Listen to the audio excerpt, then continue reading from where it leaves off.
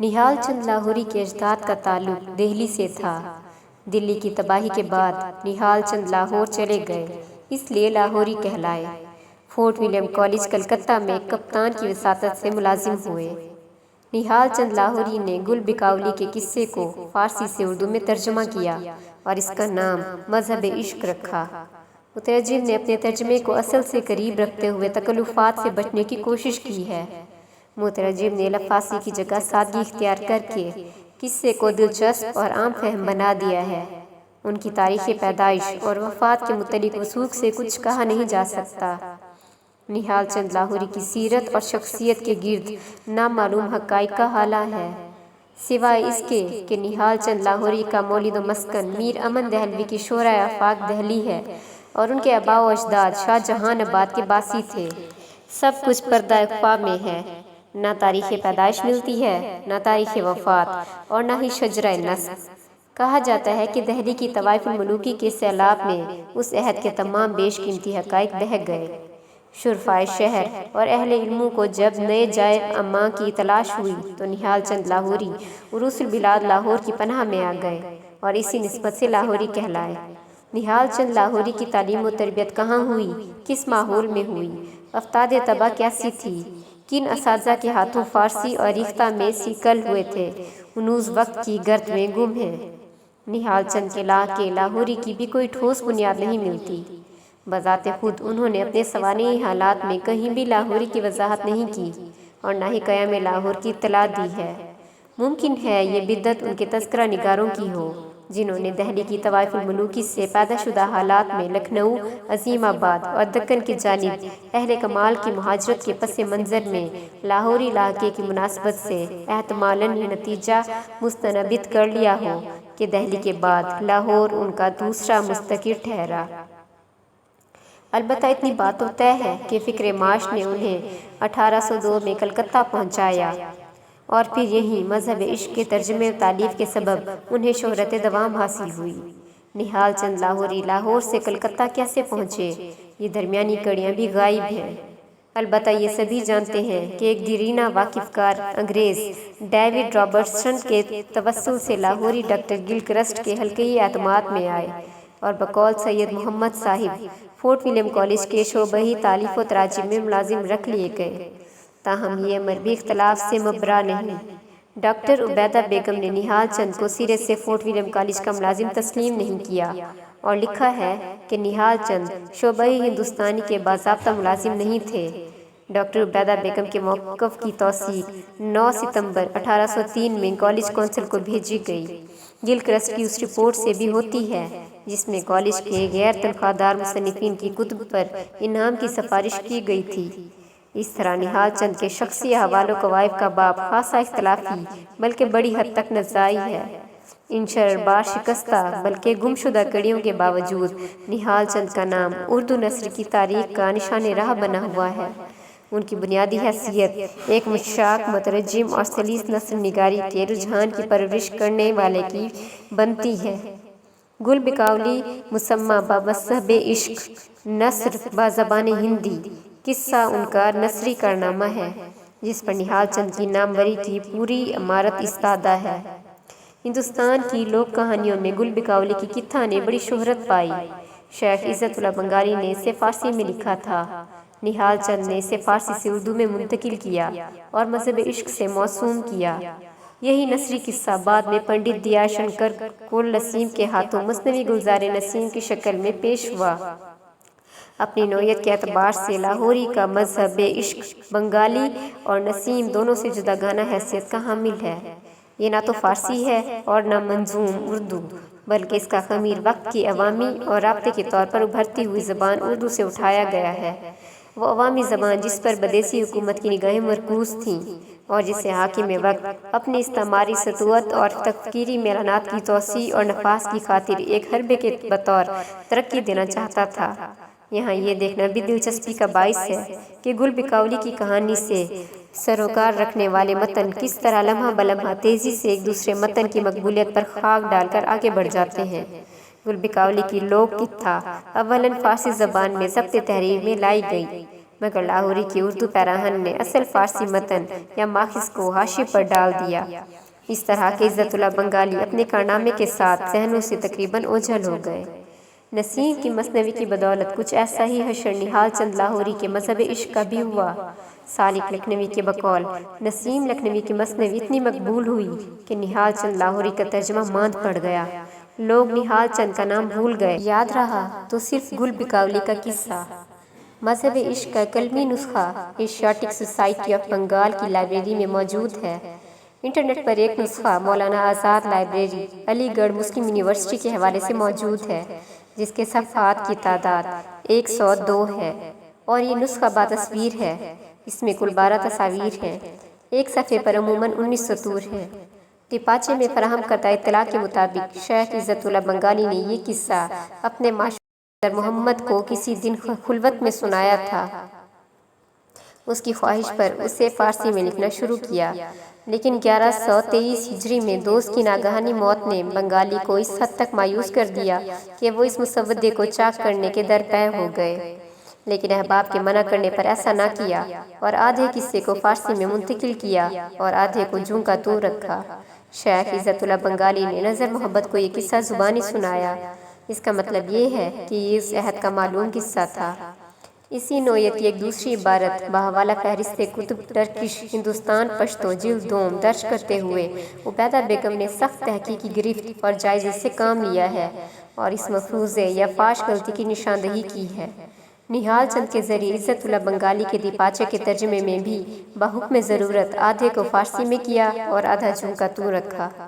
بطور خاص جوں کا توں رکھا سے خاصی کنفیوژن کو راہ ملی اور شبہ پیدا ہوا کہ انہوں نے اولاً یہ قصہ کسی اور زبان میں لکھا ہوگا، بعد میں اسے فارسی کا قالب عطا کیا، وہ بھی آدھے ہی قصے کو فارسی میں منتقل کیا اور پتہ نہیں آدھے کے ساتھ کیا معاملہ رہا۔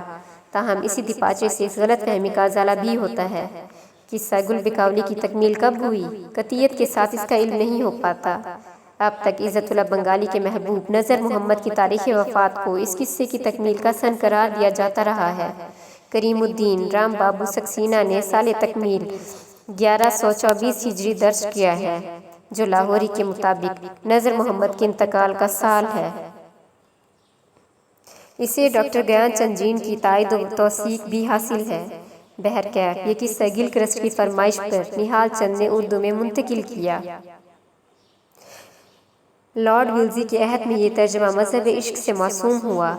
خاتم الکتاب پر نہال چند کے قطعات تاریخ سے بھی اس کی صراحت ہوتی ہے۔ تاریخ سال ہجری: یہ قصہ ہوا جب بخوبی تمام، تو پھر فکر تاریخ تھی صبح و شام۔ اچانک سنی میں نے آواز غیب کہ ہے مذہب عشق تاریخ و نام۔ تاریخ سال عیسوی: ہوئی جب یہ خواہش کروں اب عیاں، یہاں عیسوی سال کو بھی بیاں۔ تو پھر ہاتف غیب نے دی صدا کہ اس مذہب عشق میں کوئی آ، کرے مشرب جام گر اختیار، تو راز نہاں اس پہ ہو آشکار۔ مذہب عشق کا شمار اپنے عہد کی مشہور تصانیف میں ہوتا ہے۔